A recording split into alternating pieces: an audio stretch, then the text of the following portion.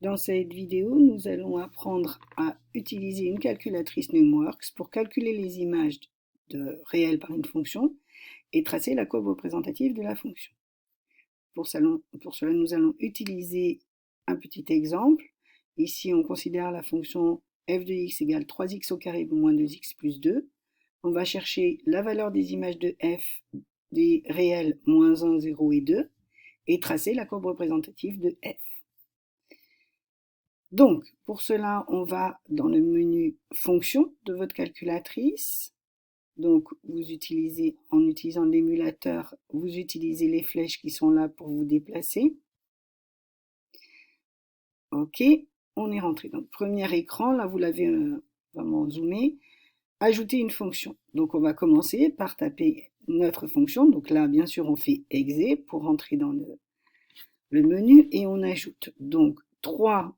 Le x, la variable, vous allez la trouver ici. Alors, mon trou n'est pas passé. 3x, le carré, il est ici. Moins 2x, encore cette variable. C'est plus 2, ma fonction de départ. Donc, voilà. Et on fait entrer et exécuter notre fonction est donc maintenant enregistrée dans la calculatrice. Pour afficher les valeurs, mais c'est assez simple, hein. On va aller chercher ici, afficher les valeurs. Donc on descend avec les flèches, on peut aller tout de suite tracer le graphe. On va commencer par afficher les valeurs. Ici, donc, par défaut, la calculatrice donne les valeurs des nombres entiers. Évidemment, on ne va pas toujours vouloir exactement ces valeurs. On peut aussi régler l'intervalle. Donc, avec les flèches de déplacement, on remonte, on entre dans le menu du réglage de l'intervalle. Le début, donc je vais mettre des négatifs pour changer. Oui, puisque j'avais besoin de moins 1 de toute façon. Et je vais aller de moins 1 à ce qu'on souhaite. Bon, on va faire quelque chose de symétrique avec un pas. Et là, vous voyez que ça peut être intéressant de pouvoir changer le pas. On va le faire bien qu'on n'en ait pas besoin ici. Ici, on rentre la valeur 0,5 et ça va donc donner une différence à chaque fois de 0,5. Il faut bien sûr valider. Donc là, pareil, on descend avec les flèches et on fait OK. Voilà. Et on a maintenant toutes les valeurs. Alors, si je veux faire défiler, il faut que je sois sur ces... Voilà. Toutes les valeurs qui nous intéressaient. Donc, en moins 1, l'image de moins 1 est donc 7. Je continue. L'image de 0, c'est 2. C'est celle que je demandais. Et pour finir, l'image de 2, c'est 10. Voilà, chose assez simple. Ici, maintenant, pour aller sur le graphique, bah, c'est très simple avec la Numworks. On sort, on remonte, hop, on remonte, excusez-moi, avec la flèche back, d'accord, ça va plus vite. Je veux aller, donc vous voyez qu'en gris est sélectionné tableau, je veux aller sur le graphique, donc là j'utilise cette flèche de déplacement.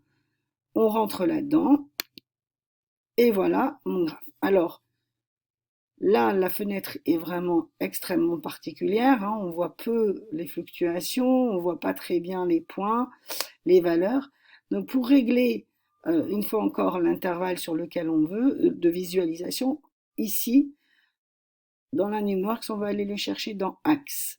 Donc je descends avec les flèches, voilà. Axe ici, donc je rentre dans cette partie-là. Le x minimum, le x max, non, le x minimum, le x maximum, mais le y est dans automatique et c'est pour ça que ça s'est adapté. Nous, on veut lui imposer de voir autrement, donc on va rentrer dans le, on va désélectionner y auto et on va aller rentrer des valeurs dans y min et y max.